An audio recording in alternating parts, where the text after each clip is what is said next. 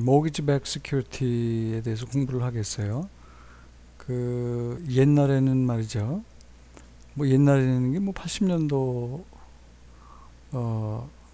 일반적인 전통적인 의미의 주택담보대출은 이제 예금자가 이렇게 예금을 하면 은행 입장에서 전통적인 사업은행을 우리가 이제 커머셜 뱅크라고 하죠, 영어로는. 그래서 CB라고 여기 표현이 되어 있습니다만은 이제 예금자한테 예금금리를 주고, 그러면은 이런 상업은행들이 이 돈을 가지고 집을 살라고 그러는 사람한테 이제 대출을 해주죠.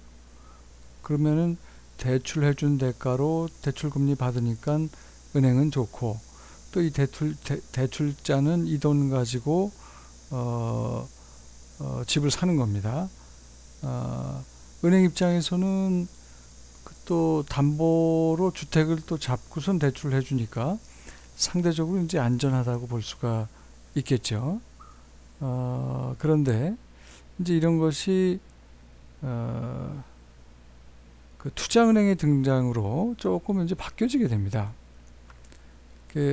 여기 이제 보이는 것이 투자은행의 예제인데요. 투자은행 같은 경우는 이제 말하자면 다음과 같은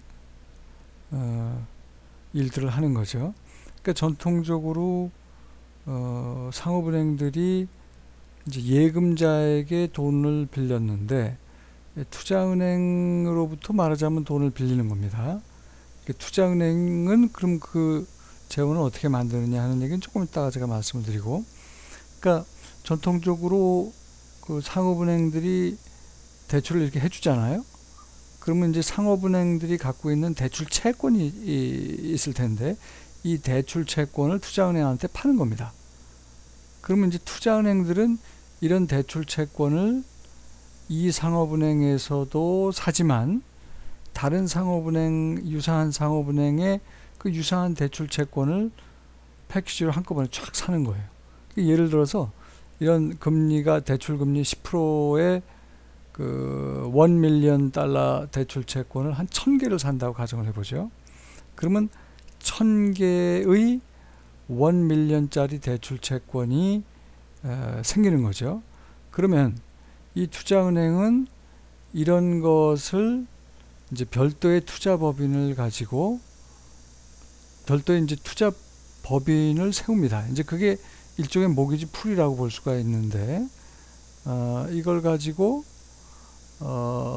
독립된 뭐 일종의 자산 유동화 회사를 만드는 거예요. 그거를 영어로는 뭐 Special Purpose Entity니 Special Purpose Vehicle이니 또는 뭐 Structured Investment Vehicle 이런 여러 가지 이름이 붙는데 기본적으로 개념은 자산 유동화 회사고, 이런 뭐 대출 채권을 가지고 $1밀리언짜리 대출 채권 1000개를 가지고 모기지 풀을 만드는 겁니다.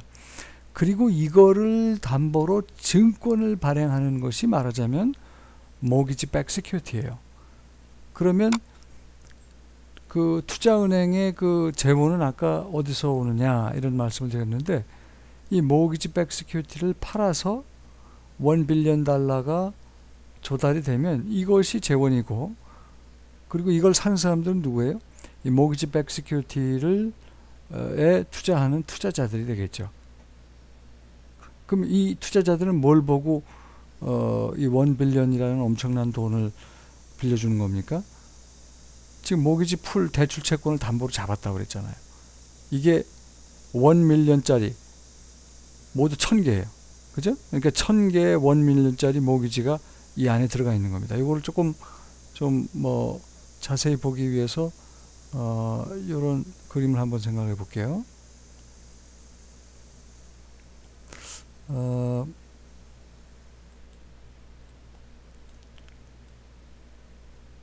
자꾸 다른 게 움직여 죄송합니다.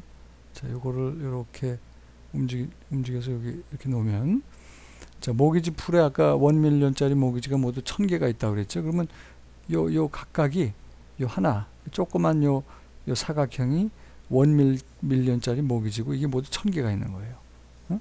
이런 모기지 풀을 가지고 증권을 발행한 게 바로 모기지 백 시큐리티다. 이런 모기지 풀은 부도가 안 난다고 그 가정할 경우, 요 각각의 그 대출 채권이 부도가 안 난다고 가정할 경우 10% 대출 금리를 적용하면 1 빌리언의 10%니까 100 밀리언의 이자가 매년 들어오겠죠. 100 밀리언의 이자가 매년 들어오고, 또 뭐 만기일에 가서 원금도 갚는 거고, 그런 대출 채권을 담보로 말하자면 증권을 발행한 게 바로 모기지 백 시큐리티다.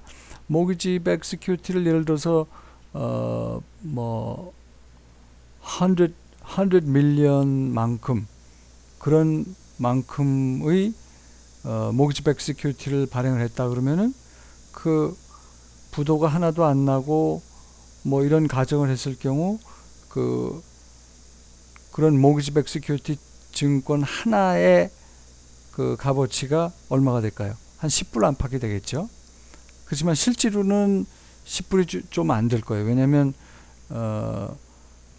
이 대출 채권에 대출 금리 10% 적용했을 경우 그 대출 이자가 매년 들어오는지도 불확실하고, 그 다음에 또 대출 채권을 조기 상환하는 경우도 있을 거 아니에요, 그죠? 그러니까 모기지를 또 망했을 경우에는 그 담보로 잡힌 그 집을 팔아서 과연 얼마만큼 회수가 될 것이냐 하는 이제 문제도 있기 때문에, 실제로 모기지 백시큐리티의 그 증권 가치는 조금 더 복잡한 과정을 거쳐서 그 가치 평가가 됩니다만, 일반적으로 기본 아이디어는 과거에 전통적으로 예금을 가지고 대출 채권 해줬던 그런 그 개념이, 그 상업은행들이 이제 그 대출 채권을 이 투자은행들에게 팔고, 투자은행들은 이런 유사한 대출 채권을 가지고 모기지 풀, 즉 자산 유동화 회사를 만들어서 별도의 법인으로 증권을 발행하는, 그래서 그 증권을 사는 투자자로부터 자금 조달이 되고, 그러면서 이 그 모기지를 풀로 해서 증권이 발행하는 그 증권은 우리가 이제 모기지 백 시큐리티다 라는 말씀을 드렸는데, 요것과 연관해서 이제 에셋 백 시큐리티라는 말이 또 있어요. 이와 같이 모기지를 기초자산으로 해서 증권을 발행하면 이건 모기지 백 시큐리티고, 이 모기지의 기초자산이 대출 채권 이외에도 이제 여러 종류의 자산들이 있을 거 아니에요. 그런 일반적인 형태의 자산을 기초자산으로 해서 증권을 발행하면 그게 이제 Asset Backed Security가 되는 거죠. ABS라고 하는 것이 이제 바로 그겁니다. 오늘 강의는 여기까지 하겠습니다.